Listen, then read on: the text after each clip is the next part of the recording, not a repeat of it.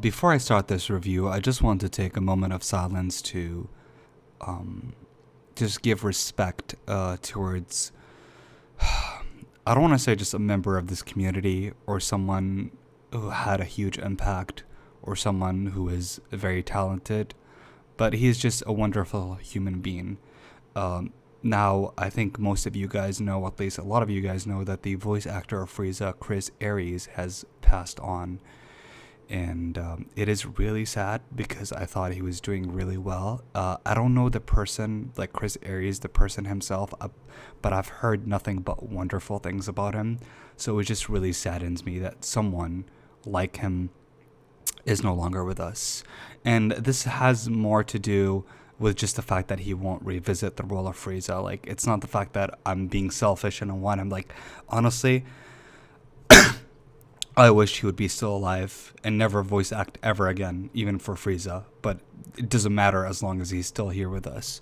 So it just really makes me sad. And like I said, I don't know him personally, but I've heard nothing but amazing things about this man. Like, this man has gave so much to this community. And I know he had he wasn't 100% when he was doing like Frieza's voice in the last couple of years, but he was still there and he was still so passionate and he interacts with the community.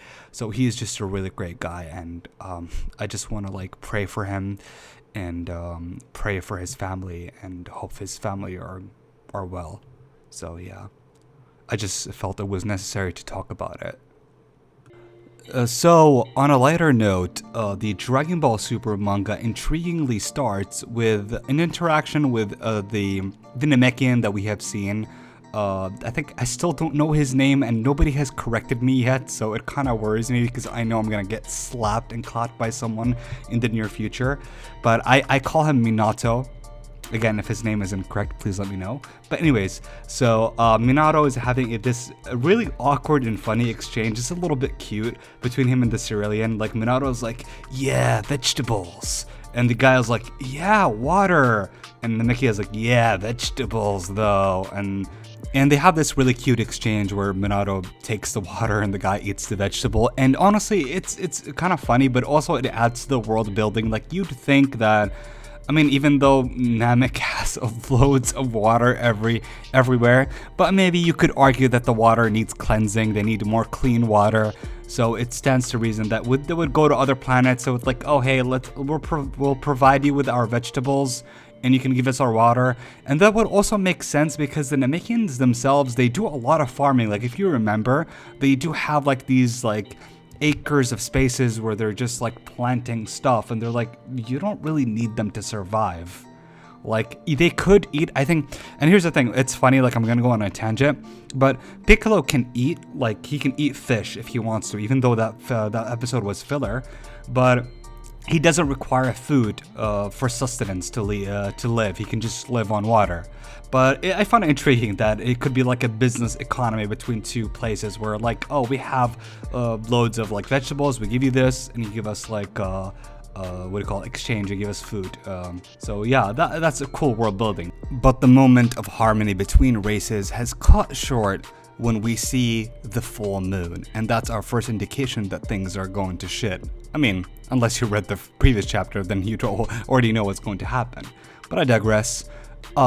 These flying-shaped saucerers, known as Frieza's spaceship, arrive out of nowhere, and there we see the Saiyans hovering over all the people, scaring them and immediately trying to attack them. And we see here in one of the panels, we see a callback to the villains that Bardock has faced in the Bardock, Father of Goku. Again, this is a classic Totaro callback. You know, Totaro loves to do callbacks to, where it's like Dragon Ball, whether it's filler, whether it's canon, non-canon, doesn't matter. Like, at this point, I'm actually really thinking of making like a top 10, or let's say like just a reference in each, like just identifying the references in each Dragon Ball chapter. That would be a fun video to make, to be honest. In the process of the Frieza army and the Saiyans alike doing their Frieza's bidding, destroying and killing almost everybody, as we see most of the Namekians on the Cerulean planet being tear to shreds, as the only survivor is Minato, whatever his name is. And he is given the Dragon Balls by his planet's elder, which makes me assume that he might not be the one who made them. It could be the elder one who made them. And he tells the Granola, you know what to do. Yeah, so he knows what to do. So that's anybody's guess at this point because, yeah. So after that, we see a Great Ape beginning pursuing a Cerulean through the streets. This ends up being Granola, who is running to his mother. They hide in some sort of like religious building or some shit like that. And then the Great Ape spots them and hovering over them like in a really scary sort of like Attack on Titan kind of scene. And for a moment, the Great Ape hesitates to attack them. And this sort of like tells me and makes me guess that it might be Bardock. Again, I'm reading and reviewing, so pretty sure they're going to reveal it, but my guesses are this is Bardock. So, one of the Ceruleans ends the Great Ape Festival, Dragon Ball Z Universe reference, and destroys the moon, cleverly, but never clever enough because the Saiyans are even strong, even without their Great Ape forms, and they make sure that the Ceruleans know when they beat them up. We see some recognizable faces. We see the guy who Paragus kills in the Dragon Ball Super movie. So yeah, that's really another one of Totaro's callbacks. And then the most notable thing that I've seen, and probably my highlight so far in the chapter, is like the introduction of Bardock coming, like the way he drew him, and the way like he's like on this church place, and you see like the light behind him, and this close up, and you can see like this whole like manga panel featuring Bardock. Like you can feel like this is a big deal. Like Totaro's like, yo, that's Goku's father. So yeah. And suffice to say, I really like this moment. Like, this is Goku's father. This is sort of the first time we've seen him in, we did see him in Dragon Ball Super Minus, and we saw him in the movie, but it's sort of the first time we've seen him in the Dragon Ball Super manga. So that is pretty cool. This is like so-called the canon Bardock, so he's sort of like, he's canon to the Dragon Ball Super minus Bardock, which aligns perfectly. Like, again, I will talk about Bardock in this manga chapter, and I'll tell you, like, I still don't like him, but I think what they do with Bardock here aligns with the Bardock that we see in the Dragon Ball Super minus. And in fact, this Bardock sort of like facilitated that Bardock in a sense that you actually need to see these scenes to understand Bardock's progression in Dragon Ball Super minus, because Dragon Ball Super minus, they just tell you that Bardock is kind-hearted, but how and why, they don't really actually dive into that. There's no time for it to dive into that because the manga is very short, and it's like it's like you're reading a synopsis, you're not reading a story. So when Granola's mother attempts to fiend off Bardock and attacks him, we get a callback, or a moment, not really a callback, keep saying callback, but we get a moment where Bardock is imagining or seeing Gine and remembering her in Kakarot. And funny enough, Kakarot and Gine, yeah, so it feels appropriate just to call him Kakarot. But yeah, so he remembers his family, and that in itself makes him like want to spare their lives. So maybe this is like one of the first hints of Bardock being a good guy. Maybe this is the first incident where he had a change of heart. But then again, to be honest, it's not really convincing, and to me, like, Bardock being a guy that is supposed to be just an evil guy, and he was supposed to be rewarded by Frieza for his efforts, but only to be killed because he was too good at his job, it feels like that's more of a fitting story to Bardock. But anyways, I digress. This is the new Bardock, so we must accept it, I guess. And even the scene where Bardock is choosing Goku's name, like, if you actually, like, contrast that with the fact that he didn't even get to name his son Bardock, and he was like, oh, it's just Kakarot, they just named him by themselves, it just makes it more impactful on how like Saiyan society is, like how babies are just sent to space, the fathers don't even know their names, everybody's just a warrior. It's just such a grim reality for the Saiyans, and it feels like, yes, the Saiyans really did get what they deserve at the end, and Goku being that person who broke the norm. And then he was sent to Earth because he was deemed as someone who basically was a third-rate civilian because of his power level. So this just, like, the whole structure, Saiyan structure of society, and how Goku breaks the norm, and he then fights against the person who encapsulates that, like, system of society, where Vegeta, who's the Saiyan prince, an elite warrior, and Goku, someone who was, like, rejected by their society, fights against Vegeta and then beats him. Like, that's sort of like a very satisfying conclusion rather than just Goku Goku inheriting a good heart because of his father. Like, come on. Like, I know, like, if you want to defend this, it's fine. You want your favorite characters to have more a human side because you feel like you could relate to them. Fine, but then again, you don't need to relate to everyone. Not every character you need to relate to. Like, one of the things that make Bardock so special is the fact that he wasn't so special. He was just a regular guy. But anyways, I digress. If you want to know my full thoughts about Bardock, then please watch the video that I made. It's on the main channel. It's like it's called The Real Bardock, or Who is the Real Bardock? And there I do like a full analysis, and there's no stuttering. Like, it's a video essay, so I'm pretty sure you'll find it very enjoyable if you watch it.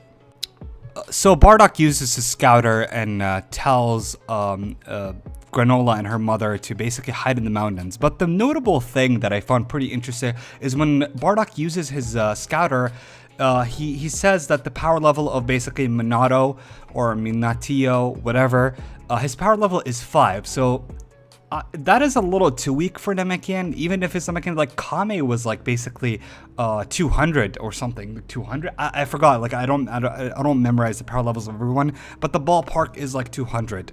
So that's kind of low. But unless like Minato really like hit his power level.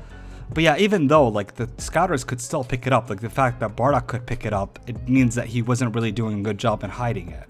But I suppose the whole premise of the Namekian having a very low power level is the fact that he's not threatening to these people. Like a power level of 5 is basically human level. A human wouldn't do that much damage. So he said, like, I'm probably going to take the civilians to the Namekian. And he does find them, and he does give Granola, the kid, to the Namekian. And right now, Granola and Gohan have something in common. Both their real fathers are Namekian. No, I'm kidding.